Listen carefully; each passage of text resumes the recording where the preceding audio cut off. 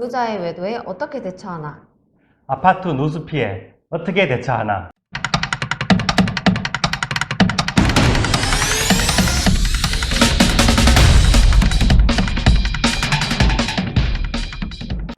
안녕하세요. 답답한 대구 시민과 경북 도민을 위해서 생활에 도움이 되는 정보를 모으고 모아서 전해드리는 친절한 대구연구소 김도형 소장입니다. 반갑습니다. 안녕하세요. 친절한 대구연구소에서 생활에 직접 도움이 되는 법률 정보를 제공해드리는 엄재현 변호사입니다. 구독자 여러분들의 시간을 아껴드리기 위해 바로 주제로 들어가겠습니다. 엄 변호사님, 오늘 준비한 주제가 뭐죠? 배우자의 외도 어떻게 대처해야 하나입니다. 김 소장님이 준비한 주제는요?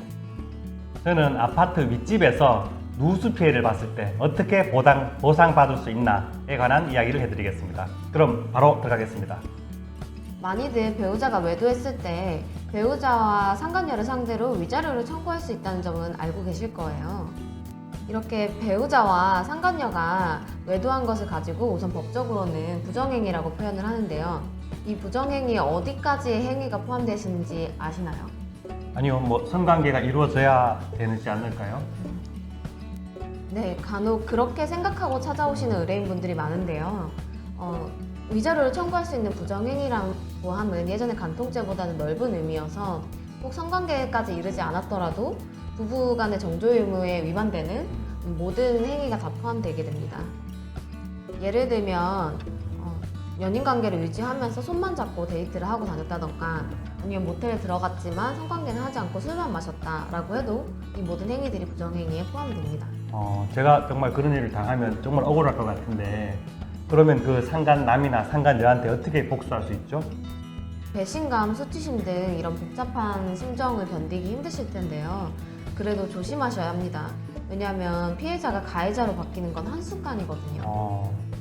철저하게 휴대폰을 관리하는 배우자 때문에 증거를 잡으려고 그 배우자와 상간자가 함께 거주하던 원룸에 친구들과 함께 다 같이 쳐들어갔다가 쳐들어간다고요? 공동주거침입죄로 기소된 경우도 봤고요. 또 외도가 발각된 이후에도 배우자와 상간자가 같은 회사를 다녀서 이 사실을 참지 못하고 회사에 찾아가서 상간녀한테 퍼부었다가 명예훼손죄로 고소당한 경우도 봤습니다. 그렇기 때문에 배우자의 외도를 알게 됐을 경우에 먼저 우선 변호사와의 상담을 통해서 본인이 소송이 가능한 상황인지 증거는 더 수집할 게 없는지 이런 것들을 의논을 하셔서 위자료 소송으로 들어가시는 게 좋겠습니다. 감정적으로 나가면 안 된다는 거죠? 네, 그렇습니다. 그렇군요. 그 배우자가 바람을 핀 것도 정말 속상한데 그 형사재판까지 받게 된다면 정말 충격이 클 것 같습니다. 네. 그러면 그 증거는 어떻게 잘 모을 수 있죠? 우선 우연히 보게 된 배우자와 상간자가 나눈 카카오톡 대화 내용을 사진 찍은 것들을 많이 가져오시고요. 아니면 이제 외도를 의심을 하다가 차로 가가지고 블랙박스를 확인해보니 상간자와 배우자의 대화 내용이 녹음된 경우도 있습니다. 이런 녹음 파일도 많이 가져오시고요. 또 상간자가 오히려 이제 원고에게 먼저 메시지를 보내거나 전화를 하는 등의 방법으로 자극을 하는 경우도 있는데 이럴 경우에는 이런 메시지, 통화 녹음 등은 부정행위를 입증하는 자료로 쓰일 뿐만 아니라 오히려 더 위자료를 증액하는 요인이 될 수도 있습니다. 협박 당하는 거네, 그렇죠? 그렇죠. 그 외에도 휴대폰 내에 저장된 구글 이제 위치 이동에 관한 타임라인 내역 또는 배우자와 상간자가 손잡고 데이트하는 모습이 담긴 사진 이런 것들도 증거로 쓰이기도 합니다. 이렇게 증거를 준비해서 소송을 하면 위자료는 얼마를 받을 수 있나요? 위자료 액수는 제일 궁금해하시는 부분이기도 한데요. 배우자의 외도로 인해서 받은 정신적 고통에는 현저히 못 미치는 금액이지만 대부분 1,500만 원 선에서 인정되는 편이고요. 높아도 5천만 원을 넘는 경우는 거의 없습니다. 그러면 구체적인 사례 몇 가지 좀 말씀을 해주시죠. 네, 위자료가 비교적 높게 나왔던 사례 몇 가지만 좀 말씀드릴게요. 위자료로 2천만 원이 인정된 사례가 있었는데요. 이분은 이제 혼인 기간이 10년이 조금 넘으셨고 남편분은 술집에서 만난 한 여성과 5년 동안 부정한 관계를 맺어오셨더라고요. 그 상간녀는 남편의 금전적인 도움으로 인해서 전문대까지도 졸업을 했고요. 그래서 남편이 이렇게 외도를 하면서 자주 늦게 귀가를 하고 또 외박도 많이 하다 보니까 원고랑 많이 싸우셨는데 그래서 애들은 이런 엄마 아빠가 다투다 보니까 불안 증세까지 보이기도 했습니다. 아이들까지 피해가 진행된 네네. 거네요. 다행히 남편분이 의뢰인에게 용서를 구하고 진술서 등으로 도움을 주시기도 했지만 의뢰인분은 결국 상담을 하다가 눈물까지 보이시기도 했습니다. 이러한 사정을 상세히 설명하고 증거 자료도 꼼꼼히 수집해서 제출하니 재판부는 다행히 2천만 원의 위자료를 인정해 주었습니다. 생각보다 많지 않은 것 같은데요? 저도 그렇게 생각하지만 현실적으로는 평소보다 높은 금액인 게 사실입니다. 다른 경우도 한번 말씀해 네. 주시죠. 다른 분은 3천만 원의 위자료를 받게 되셨는데요. 남편과 혼인 기간이 30년 정도 되셨는데 남편이 다른 이제 상간녀와 9년 동안 두 집 살림을 했던 사건입니다. 그런데 저희 의뢰인은 남편분이 9년이나 이렇게 다른 여자와 살림살이를 하셨는데도 모르셨어요. 상당한 기간이죠. 근데 워낙 일 때문에 집을 자주 비운 적도 있으셔서 그러려니 하셨나 봐요. 심지어 상간녀가 먼저 저희 의뢰인에게 연락을 해서 그제서야 알게 되었던 것입니다. 상간녀는 저희 의뢰인에게 연락을 해서 부정행위 사실을 알릴 뿐만 아니라 나중에는 저희 의뢰인을 조롱하기까지 했는데요. 그런데 이혼은 다행히 안 하셨어요. 남편분이 진심으로 사과를 하고 뉘우친다면서 다시 한번 잘해보자고 요청을 하셨거든요. 이 경우 이제 저희 의뢰인분이 상간녀만을 상대로 소송을 제기하셨는데 상간녀만 상대해서 소송이 가능한가 보네요. 네네 그럼요. 이혼을 하지 않는 경우에는 상간녀에 대해서만 손해배상 소송 몰랐어요. 청구가 가능합니다. 그래서 소송으로 가니까 판사님이 화해 공고 결정으로 3천만 원을 내려주셨어요. 근데 이제 저희 의뢰인도 너무 지친 상태고 보통의 경우에 비해서는 많은 금액이기 때문에 받아들이셨고 그대로 이제 사건이 종결되게 되었습니다. 그럼 이것처럼 유사한 경우에 이 정도의 금액이라고 생각하면 되는 건가요? 딱 잘라서 그렇게 말씀드리긴 어렵습니다. 구체적인 사정을 들어보면 오시는 분들마다 사정은 조금씩 다 다르시고요. 갖고 계신 증거의 종류나 질도 모두 다양합니다.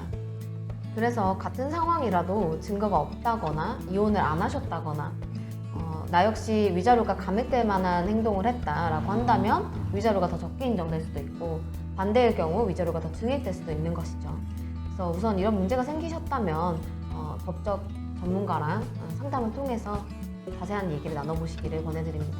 오늘 말씀해 주신 거는 재산 분할하고 관계없이 그냥 위자료에 대한 얘기죠?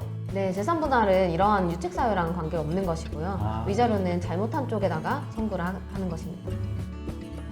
유익한 정보 감사합니다. 그럼 이제 제 주제로 넘어가서 윗집에서 물이 샌 경우 첫 번째, 그 집의 소유자나 그 세입자, 임차인한테 받을 수 있고요. 두 번째는 그 건물의 관리자인 아파트 입주자 대표회의나 그 관리사무소의 보상을 받을 수 있습니다. 어떤 기준으로 그렇게 되죠? 아파트는 쉽게 말해서 대문 안은 전용 부분, 즉 주인이 전적으로 사용하는 부분이고요. 그리고 주민이 공동으로 사용하는 부분은 공용 부분이라고 하는데 물이 샌 위치가 대문 안, 즉 그러니까 전용 부분이라면 소유자나 임차인이 보상을 해줘야 되고요. 공용 부분에 누수였다면 그러면 그 관리자인 입주자 대표회의 그리고 그 위임을 받은 관리사무소가 보수를 해줘야 됩니다. 그럼 예를 들어서 좀 설명해 주시겠어요? 재미있는 예가 있는데요. 경남 김해의 한 아파트에서 누수가 있었고 그 아랫집이 관리사무소에 신고를 했겠죠. 그래서 관리소에서 윗집에 올라가서 그 누수 위치를 확인하려고 방문했지만 윗집에서 문을 열어주지 않았습니다. 그럼 인지상정으로 좀 문을 열어줘야 되는 거 아닌가요? 그렇죠. 문을 당연히 열어줘야 되는데 여러 번 찾아갔지만 5일간이나 문을 열어주지 않아서 피해가 계속 커져갔습니다. 아이고, 그럼 그 다음에 어떻게 됐나요? 피해가 커지자 아랫집에서 스스로 보수를 하고 윗집을 고소를 했습니다. 결과는 어떻게 됐나요? 결과는 500만 원을 변상받았습니다. 이 사건에서 특이한 것은 적셔진 인테리어를 그 비용을 받은 것은 당연하고 보수 기간 동안 다른 곳에서 살면서 숙식비를 다 받았다는 것이 특이한 경우였습니다. 숙식비가 모두 인정됐군요. 네. 인테리어 비용은 변호사님이 더 잘 아시겠지만 시공 후에 매년 조금씩 감가상각이 되잖아요. 네. 그런데 공사 기간 외부에서 숙식했는 비용은 모두 인정이 되었습니다. 그렇군요. 그럼 판결문에서 그 인정한 이유는요? 판결문을 보면 전용 배관의 누수로 피해를 보았으니까 당연히 변상해줘야 된다고 했지만 설령 전용 배관이 아니고 공용 배관이었다고 하더라도 보일관이나 출입을 못하게 해서 보수를 방해했기 때문에 당연히 손해배상을 해줘야 된다고 강조하고 있었습니다. 출입을 못하게 해서 수리할 기회를 많이 놓치게 한 것이 크게 잘못이 있다고 본 거네요. 맞습니다. 앞으로 그럼 아랫집에서 물이 샌다고 하면 원인 파악하는 데 적극적으로 협조해야겠네요. 그렇죠. 아파트에서 가장 많이 볼 수 있는 문제가 층간 소음하고 그리고 이 누수 관계거든요. 네. 누수가 발생하면 생각보다 피해 금액이 상당히 크거든요. 그런데 여기서 우리끼리니까 제가 도움되는 팁 하나 말씀드릴게요. 뭔가요? 아랫집 인테리어 비용을 내 개인 보험에서 처리할 수 있는 방법이 있습니다. 궁금하시면 구독과 알람. 일상생활 배상 책임 보험입니다. 일상생활 배상책임 보험이요? 그게 뭐예요? 본인이 넣은 여러 보험 중에 자세히 보면 이쪽에 일상생활 배상 책임 담보 또는 특약이라고 되어 있는 게 있거든요. 이것에 이제 그 주로 물어주는 내용을 보면 내가 실수로 생활하다가 실수로 다른 집의 유리창을 깨거나 또는 다른 사람을 다치게 했을 경우에 보상해 준다는 그런 내용입니다. 그럼 그 특약에 의해서 이 누수 피해 같은 것도 보상이 된다는 건가요? 맞습니다. 대부분 잘 몰라서 청구를 안 하는데 피보험자가 소유하거나 관리하고 사용하고 있는 주택을 원인으로 사고가 생겼을 때 이를 보상해 준다고 되어 있습니다. 쉽게 말해서 누수된 아파트의 소유주가 또는 임차인이 이 일상생활 배상 책임에 가입되어 있다면 보상을 해주는 거죠. 근데 보험사가 쉽게는 인정 안 해줄 것 같아요. 정확합니다. 실제로 내가 살지 않는다거나 또 전세나 월세를 준다는 여러 가지 이유 등으로 보험을 청구하려고 하면 안 된다고 답을 할 겁니다. 그럼 어떻게 해야 되나요? 약관을 보면서 주장을 해야지요. 그리고 중요한 것은 올해 4월 1일 이전까지만 해도 사고의 원인이 된 우리 집, 누수된 우리 집도 이 보험금으로 보수를 받았습니다.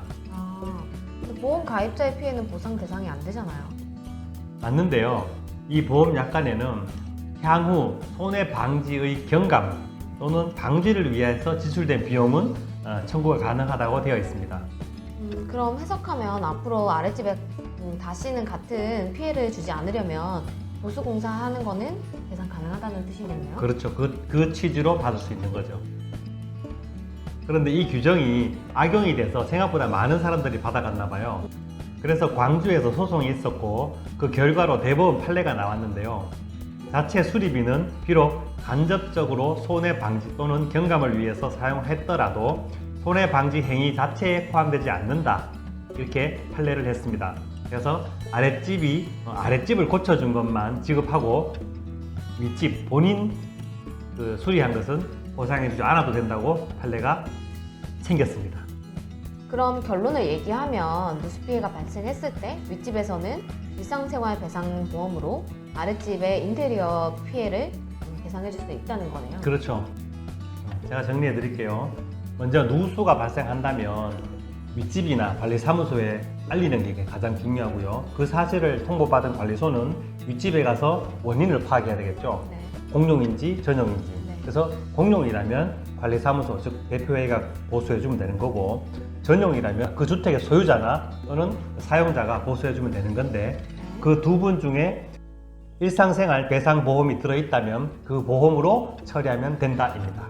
그리고 아직까지 누수 원인 세대의 보수비까지 청구하면 주고 있는 회사가 있다고 하니까 잘 알아보시면 좋을 것 같습니다. 이런 정보는 아는 사람이 돈 버는 정보네요. 앞으로도 구독자들에게 도움되는 정보 많이 찾아서 함께 하도록 하겠습니다. 이런 정보가 도움이 되셨다면 알림과 구독, 설정 바랍니다. 오늘도 부족하지만 다음엔 더 좋아질 겁니다. 다음 편엔 더 좋은 정보 가지고 찾아뵙겠습니다. 지금까지 친절한 대구연구소의 김도영 소장과 친절한 대구연구소의 엄세현 변호사였습니다. 감사합니다.